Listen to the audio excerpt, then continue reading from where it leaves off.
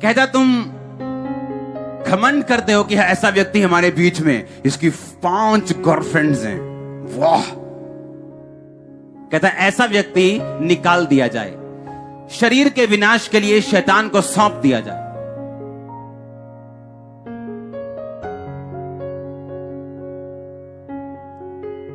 एक लड़के आए क्वायर में, मेरे से गलती हो गई, माफ कर दो, मैं प्रभु की सेवा चाहती हूं। ठीक है, जो हो गया ठीक है, आ जाओ, ठीक है। 2-4 महीने में फिर उसी पाप में बोला अब नहीं रखूंगा क्वायर में, क्योंकि अब ये जानबूझ के की गई गलती और आउट करना पड़ा, क्योंकि ये एक ऐसा पाप है जो आपकी फायर को खत्म कर देगा, लाइफ का समथर पथ आपको लेने नहीं देगा, अनमोल जीवन का शिकार कर लेगा, और लिखा घायल होना पड़ेगा, अपमानित होना पड़ेगा, और नाम धराई कभी नहीं मिटेगी। दाऊद इस दुनिया में जब तक रहा, उस पाप के बाद, उस पाप ने उसका पीछा किया, उसको माफी मिल गई, परमेश्वर ने उसको साथ दे दिया अपना, पर बाइबल कहती उसके लाइफ के एंड टाइम तक उसके बेटे, उसके कई बेटे उसके खिलाफ रहे, सुलेमान के भी खिलाफ रहे। कितने मेरी बात को समझ रहे हैं? और जब इस तरह की पवित्रता ही हमारी जिंदगी में फॉलो करती, और अगर हम अनमैरिड हैं, हम मैरिज का वेट करेंगे, अगर मैरिड हैं तो मैरिज में ईमानदार रहेंगे अपने पार्टनर से, तो समझ लो आपके फिर गुड डेज, बेस्ट डेज शुरू हो चुके हैं।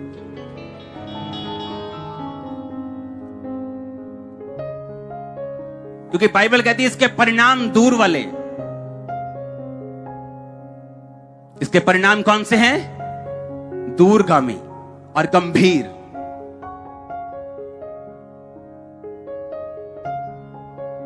मैं ऐसे लोगों को जानता हूं जिन 40 साल से क्रिश्चियन हैं, लेकिन अगर आप उनके घरों में चले जाएं और उनके पड़ोसियों के पास चले जाएं, अविश्वासी और विश्वासियों में कोई फर्क नहीं नजर आएगा। कारण है पवित्रता में ना रहना, क्योंकि यही पवित्रता है जो अट्रैक्ट करती है परमेश्वर के फेवर को, जो खींचती है परमेश्वर के मसे को, जो खींचती है परमेश्वर के अनइमेजिनेबल, जो आप मैं इमेजिन नहीं कर सकते, ऐसा फेवर, ऐसी ब्लेसिंग आपके परिवार पे, फाइनेंस पे आती, क्योंकि आपको लगता है कि मेरी हीलिंग के लिए कोई खास एक मेडिसिन आ जाएगी या खास कुछ दिन प्रेयर हो जाएगी, लेकिन परमेश्वर आपको वचन के जरिए भी हील करते हैं। मैंने लोगों को पाप छोड़कर बढ़ते हुए देखा है, चंगा होते हुए देखा है, आजाद होते हुए देखा है, क्योंकि पाप छोड़ने से ही कई बंधन ऐसे हैं जो आपकी जिंदगी से आसानी से निकल जाते हैं। वैश्यागमन के कारण लिखा मनुष्य टुकड़ों का भिखारी बन जाता है।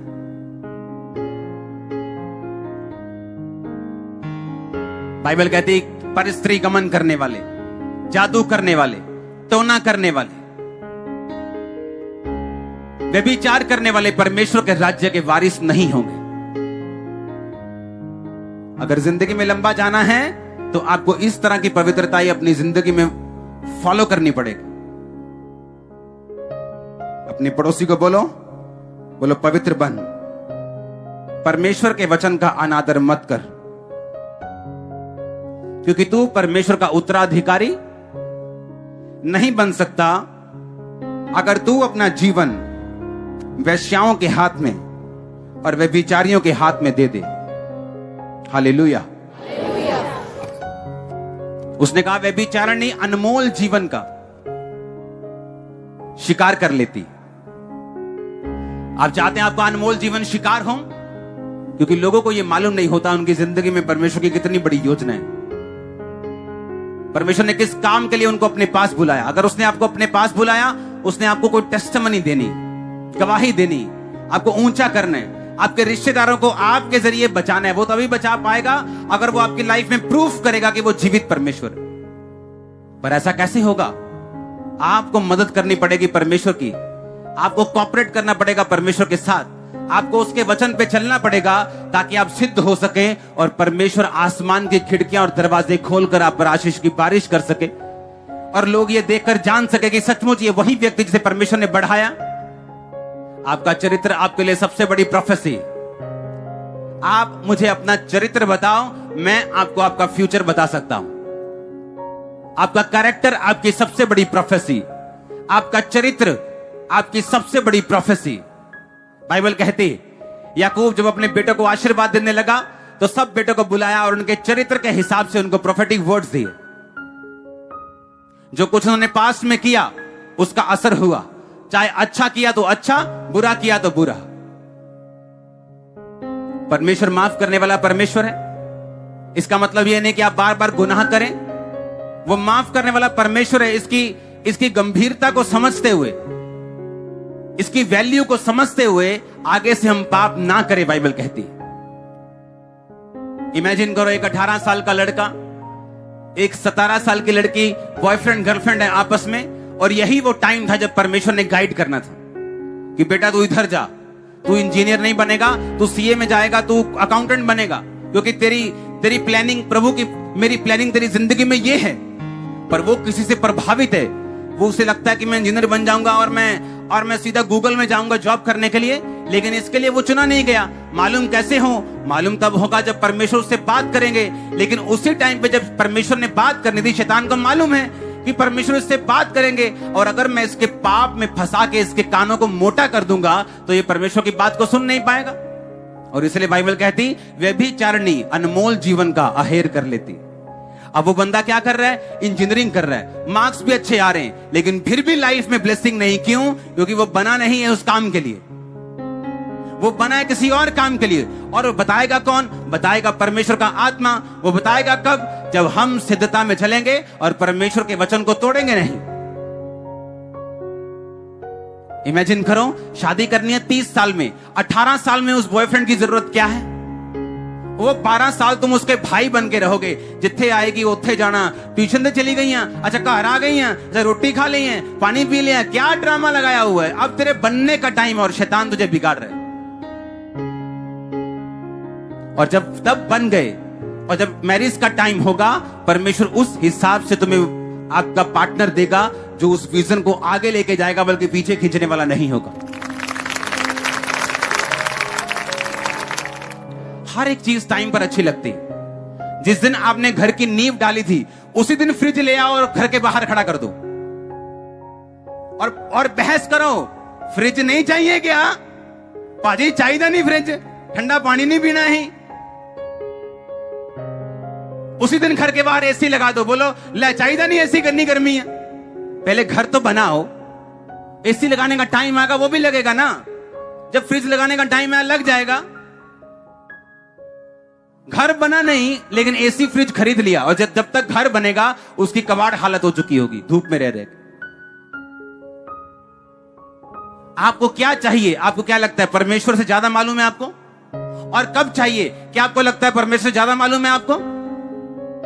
आपको कब चाहिए और कितना चाहिए और कौन सा चाहिए, वो राइट टाइम पर आपको देगा। आदम ने नहीं कहा मैं बड़ा कल्ला हूं प्रभु, कुछ सोचता क्यों नहीं तू?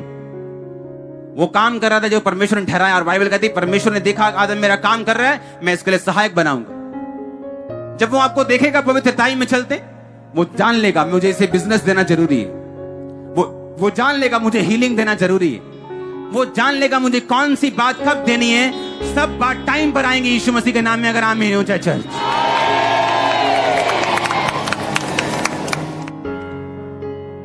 क्योंकि हर एक चीज का बाइबल कहती है धरती के नीचे एक समय है। डायपर तभी अच्छे लगते जब बच्चा 6 महीने का और साल का। हर चीज समय पे अच्छी लगती, और जब टाइम आएगा आपकी लाइफ में ऐसा, तो परमेश्वर समय पर आपको हर एक चीज मुहैया करवाएगा। तब तक क्या करना? बाइबल कहती जो यहोवा की बाट जोहते वो नया बल प्राप्त करते जाएंगे। वो उकाबों के समान उड़ेंगे, दौड़ेंगे और श्रमित होंगे, चलेंगे और थकेंगे नहीं। जो यहोवा की बाट जोहते। कौन यहोवा की बाट जोहते हैं? कि मैरिज के लिए यहोवा की बाट जोहना, ब्रेक थ्रू के लिए यहोवा की बाट जोहना। वो जंगली गधे की तरह सूंघते नहीं फिरना। मैरिज कहां करें? लड़कियां सूंघते फिरो और लड़के सूंघते फिरो, कहां मिलेंगे? बाइबल कहती है यहोवा की बाट जोहना, वो तुझे तेरे बल को क्या करेगा? नया करेगा। जो यहोवा का इंतजार करते हैं उनका बल नया करता, वो काबों के समान उड़ेंगे। सुनो, दूसरे दौड़ेंगे, थक जाएंगे, कहता तू दौड़ेगा और थकेगा नहीं, श्रमित नहीं होगा। मैंने एक्साइटेड फ्रेंड्स देखे, एक्साइटेड फ्रेंड्स, जिनको शादी की इतनी एक्साइटमेंट थी, मैं देखकर हंसता था उनको। मैं बता नहीं सकता वो क्या क्या करते थे रूम में। शादी की एक्साइटमेंट। शादी के 1 साल बाद ऐसा, क्या बोलते हैं, ऐसा उनको खत्म हुए हैं ना, फिनिश हुए हैं ना, वो शक्ल दिखाने जैसे भी नहीं। परमेश्वर जानता है आपको क्या देना है और कब देना है और कितना देना है। उसकी बाट को जोहना, वो सेवकाई हो, वो बिजनेस हो, वो आपकी पर्सनल लाइफ हो, इंतजार को करना, प्रेयर के साथ आगे बढ़ना, जिंदगी का टेस्ट चेंज हो जाएगा। आप देखना कैसा क्या क्या होता है। और जब शैतानी डिस्ट्रैक्शन को हम अलाउ करते हैं, हम फालतू की फाइट्स को भी अलाउ करते हैं। वो फाइट्स परमेश्वर ने हमें नहीं दी, वो हमने खुद खरीदी, वो हमने खुद कमाई है, वो परमेश्वर के वचन को तोड़कर हमने खुद देखी।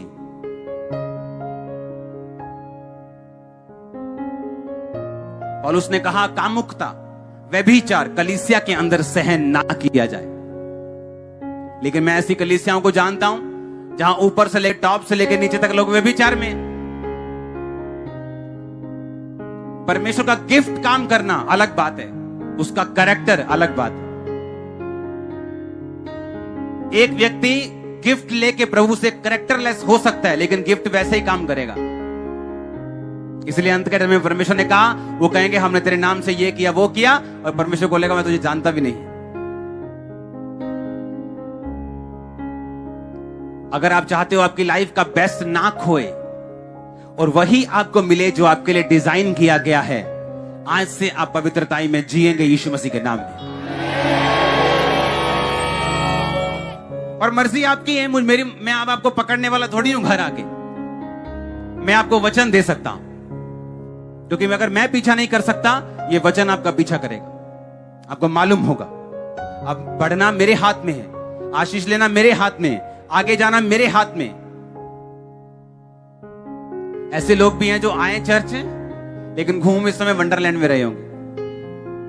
और सोचो जब लाइफ में वो मांगेंगे इमरजेंसी में, और वो रोएंगे और परमेश्वर हंसता होगा। आपको देखना होता है शैतान कहां से आपको अटैक कर। अपने शरीर के अपना चाल, अपनी ढाल इस तरह से बना के रखनी है कि आप किसी के लिए पाप का कारण ना हो। और अगर कोई आपको भरमाने की कोशिश करे तो आपको मालूम हो ये शिकार करने आया। बात छोटे होने की या बड़े होने की नहीं। बाइबल कहती दाऊद अपने परिवार का त्यागा हुआ बच्चा था, सबसे अलग थलग काम करने वाला, छोटू मोटू काम करने वाला, लेकिन प्रभु ने उसे चुना। पता है क्यों? पवित्रताई के कारण। उस जेल में भी यूसुफ छुड़ाया गया, क्यों? पवित्रताई के कारण। पवित्रताई एक ऐसा हथियार है, अगर आपने इसे अपना लिया, आपकी लाइफ का बड़े से बड़ा बंधन एक दिन टूट जाएगा। आपको मालूम क्या? वो बड़े से बड़ा क्यों ना हो, टूटने में चाहे उसे 10 साल लग जाएं, वो बात अलग है। परमेश्वर की योजना के ऊपर निर्भर करता है। वो 1 साल में टूटे कि 10 साल में के 1 दिन में टूट जाए, वो प्रभु पर निर्भर करता है। उसकी योजना के हिसाब से हर एक बंदे की लाइफ में अलग अलग। लेकिन मैं आपको हथियार दे रहा हूं, मैंने इसे अपनाया है, मैंने इसे यूज किया है, मैंने इसका असर देखा है। पवित्रताई एक ऐसा हथियार है, अगर आप इसे यूज करेंगे, अपनी लाइफ का सबसे बड़ा बंधन आप टूटते हुए देखेंगे। वो कोई भी हो सकता है, बीमारी हो सकती है, परिवार का हो सकता है, फाइनेंशियल हो सकता है, एनीथिंग। वो नाम ले लो क्या है। अगर आप चाहते हो कि शैतान आपका शिकार ना करे, आपको इस पाप से दूर रहना होगा। दिमागी व्यभिचार, फोटोज, वीडियोस, मन की इच्छाएं। लिखा जब मन की इच्छाओं को सेकते हैं तो वो पाप को जन्म देती। हालेलुया। जैसे ये विचार आए इसको डांट दो और ध्यान दूसरी ओर कर लो। आपको मन में आपको कंट्रोल रखना होगा, उस पवित्रताई को बना के रखना होगा। हेवन आपके लिए ये जो नीचे वाला हेवन यानी ये जो आसमान आप देख रहे हो ना, ये छोटा पड़ जाएगा आप लोगों के लिए। अपने हाथों को उठाओ। Thank you Jesus. मैं इस वचन पे विश्वास करता हूं, इस पवित्रताई को बना के रखूंगा। मैं इस वचन पे विश्वास करता हूं, मैं तेरे वचनों के ऊपर चलूंगा। उठाओ अपने हाथों को, अंगीकार करो। अगले 5 मिनट यीशु मसीह के सामर्थी नाम में